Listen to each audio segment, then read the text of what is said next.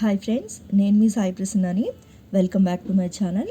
ఈరోజు మన ఛానల్లో ఒక ఇన్ఫర్మేటివ్ వీడియోతో మేము ముందుకైతే వచ్చానండి. అదేంటంటే, మనం జనరల్గా రావి చెట్టు కింద దీపారాధన అనేది చేస్తూ ఉంటాం కదండి. ఆ దీపారాధన అనేది ఏ రోజు వెలిగించాలి, అలాగే రావి చెట్టు కింద దీపం వెలిగించడం వల్ల కలిగే ప్రాముఖ్యత ఏంటో తెలుసుకుందామండి. అంతకంటే ముందుగా మన ఛానల్ని ఎవరైనా ఫస్ట్ టైం చూస్తున్నట్లయితే ప్లీజ్ సబ్స్క్రైబ్ చేసుకోండి. రావి చెట్టు దేవతా వృక్షంగా పిలుస్తారు. సకల దేవతలు నివసిస్తారని చెప్తారు. అయితే రావి చెట్టు కింద దీపం ఎందుకు వెలిగిస్తారు, ఏ రోజు వెలిగించాలి, ఇలా వెలిగించడం వల్ల కలిగే ప్రయోజనాలేంటో తెలుసుకుందాము. సనాతన ధర్మంలో రావి చెట్టును చాలా పవిత్రమైనదిగా, దైవ వృక్షంగా భావిస్తారు. అందుకే ఎల్లప్పుడూ ఈ చెట్టును పూజిస్తారు. రావి చెట్టు విష్ణువు, లక్ష్మీదేవి నివాసం అని పురాణాలు చెప్తున్నాయి. రావి చెట్టును అశ్వస్థ వృక్షం అని పిలుస్తారు. పురాణాల్లో దీని గురించి ప్రస్తావన ఉంది. రావి చెట్టులో త్రిమూర్తులు, సకల దేవతలు కొలువై ఉంటారని నమ్ముతారు.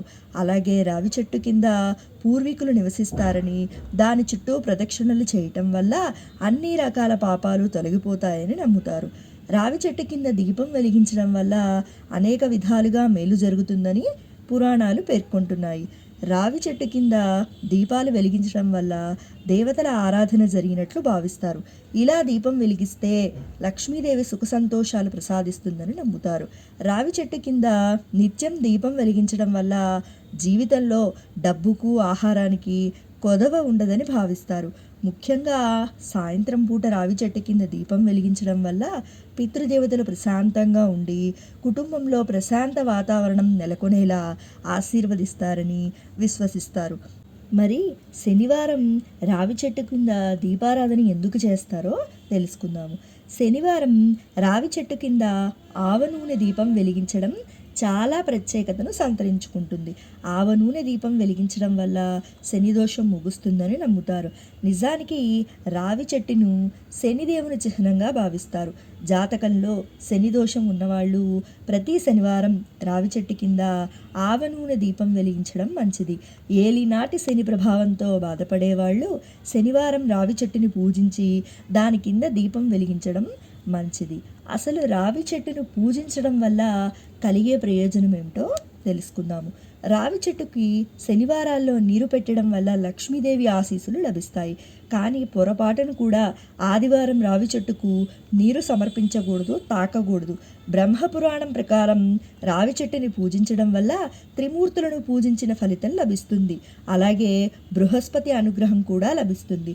రావి చెట్టుకు పూజ చేస్తే శుభం కలుగుతుంది, శత్రువుల నుంచి విముక్తి లభిస్తుంది, అంటు వ్యాధుల నుంచి రక్షణ లభిస్తుంది. భగవద్గీత ప్రకారం శ్రీకృష్ణుడు రావి చెట్టులో నివసిస్తున్నాడని అంటారు. అందుకే ఈ చెట్టుని ఆరాధించడం వల్ల కృష్ణుడి కరుణా కటాక్షలు పొందుతారని చెప్తారు. ఈ చెట్టు నీడన కూర్చొని గాయత్రి మంత్రం జపించడం వల్ల 4 వేదాలు చదివిన పుణ్యం లభిస్తుందని విశ్వాసం. వినాయకుడికి రావి ఆకులు ఎంతో ప్రీతికరం. హిందూ ఆచారాల ప్రకారం ఆధ్యాత్మికతను పెంచి ప్రశాంతతను కలిగించే అద్భుతమైనదిగా ఈ చెట్టును భావిస్తారు. సంతాన ప్రాప్తి కోసం ఈ చెట్టు చుట్టూ ప్రదక్షిణలు చేసి ముడుపులు కట్టడం చేస్తారు. భర్తకు దీర్ఘాయువు ఇవ్వమని కోరుకుంటూ పెళ్ళైన స్త్రీలు రావి చెట్టుకు చుట్టూ రక్షాసూత్రాన్ని కడతారు. ఇలా చేయటం వల్ల వివాహిత సౌభాగ్యం కలకాలం ఉంటుంది. సో విన్నారు కదండి, అసలు రావి చెట్టు కింద మనం దీపారాధన ఎందుకు చేస్తారు, ఏ సమయంలో చేయాలి, అసలు రావి చెట్టు వల్ల కలిగే ప్రయోజనాలు ఏంటి, దాని ప్రాముఖ్యత గురించి తెలుసుకున్నారు కదండి. నా వీడియో మీకు ఇన్ఫర్మేటివ్గా అనిపించిందని అనుకుంటున్నాను. నా వీడియో మీకు నచ్చినట్లయితే లైక్ చేయండి, షేర్ చేయండి. కొత్త వాళ్ళు మన ఛానల్ చూస్తున్నట్లయితే సబ్స్క్రైబ్ చేసుకోండి. Thanks for watching.